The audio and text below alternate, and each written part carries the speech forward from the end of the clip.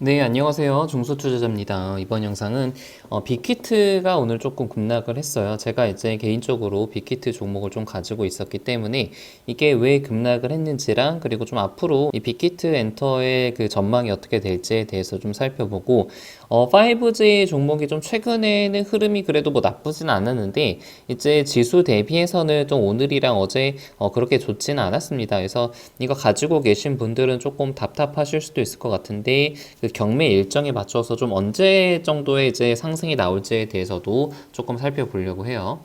빅히트 같은 경우는 오늘 한 6% 정도 하락을 했고, 저 같은 경우는 한 18만원대, 17만원 후반 한 18만원대 정도 매수를 했던 것 같아요. 그래서 지금 뭐 수익률로만 따지면 한 마이너스 8%, 9% 정도인데, 일단은 뭐 오늘은 팔진 않았고, 예, 그 이제 하락한 이유에 대해서는 이제 아시는 분들은 다들 아실 거예요. 그 사모펀드의 블록딜 소식에 6% 정도 급락을 했고, 조금 자세히 보면은 대주주 중에 스틱 인베스트먼트라고 있어요. 이게 제가 알기로 3대 그 대주주인데 세 번째 대주주인데 이게 이제 9.17% 지분에서 지금 8.05%까지 지분을 좀 낮췄죠. 그러니까 매도를 한 거예요. 매도를 해서 이게 보통 대주주가 물량을 팔면은 좀 이제 회사에 악재가 있는 것이 아니냐라는 그런 이제 이슈 때문에 팔았던 것이고 그런 것 때문에 하락했던 것이고 이제 아마 뭐 블록딜을 하면서 좀 낮은 가격에 매도를 했을 거 아니에요. 그렇기 때문에 주가 자체도 조금 하락을 한 그런 영향이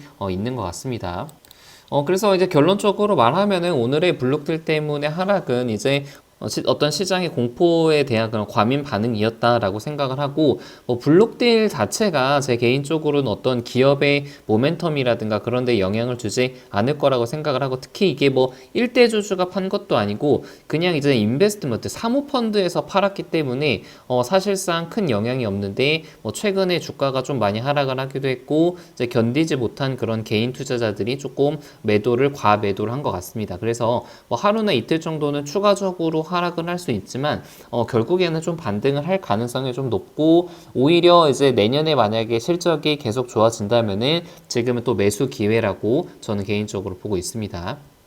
제가 왜 이제 블록딜이 별로 의미가 없다라고 말씀을 드리냐면은 이 셀트리온도 그 예전에 올해 이제 5월달, 4월달 해가지고 블록딜이 많이 있었어요. 뭐 글로벌 사모펀드에서 셀트리온 헬스케어에 한 3,100억 원어치 블록딜을 한 거죠. 이제 7월 6일에도 했고 5월 27일에도 했는데 이때 주가를 살펴보면 상당히 좀 재밌어요. 5월 27일 같은 경우 블록딜 때문에 빠졌어요. 마이너스 3% 빠졌는데 그 이후로 엄청나게 급등을 했고 지금 뭐 21만 원 대비해서 거의 한 50% 올랐으니까 이때 이제 매도를 한 사모펀드는 어떻게 보면은 좀 이제 적절하지 못한 대응을 한 거죠. 그래서 이게 블록딜 자체가 이제 주가를 단기적으로는 하락을 시킬 수는 있지만 결국에는 그 기업의 가치, 본질적인 가치에는 큰 훼손은 주진 않는다라는 것이 저의 생각이고 실제로도 이제 셀트리온이라든가 뭐 셀트리온 헬스케어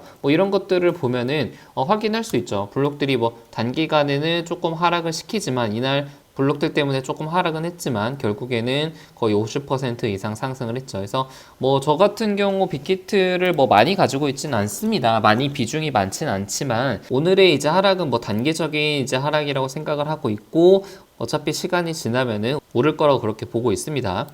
그리고 이제 5G 종목들이 약간 시장 대비해서 조금 약세죠. 뭐 KMW 같은 경우는 찔끔찔끔씩 올라가고 있고 뭐 에이세크나 뭐 다른 종목들이 조금 이제 반등을 하려고 하지만 그렇게 뭐 시원하게 반등은 또 하고 있지는 않은 것 같아요. 그래서 지금 12월 이제 8일부터 해서 다시 이제 주파수 경매가 시작이 되고 있는데 이 경매 스케줄에 맞춰서 상당히 오를 가능성이 높다고 그때도 말씀을 드렸고 그러면 조금 구체적으로 어떤 스케줄에서 어느 정도의 그 모멘텀을 가지고 오르는지 한번 살펴보면은 지난 7월 달부터 한 9월 달까지 그 이제 경매 이벤트랑 수주 이벤트가 있었어요. 그거를 조금 더 자세하게 보면은 7월 달에 경매가 시작이 됐고 8월 25일 날 종료가 됐습니다. 그리고 공식적으로 삼성전자 그 공시에 9월 7일 날 수주 공시가 나왔고요. 그래서 에이스테크 기준으로 계속 상승을 하다가 수주 공시가 나오는 9월 7일 날 이제 고점을 찍고 나서 하락을 했습니다. 그래서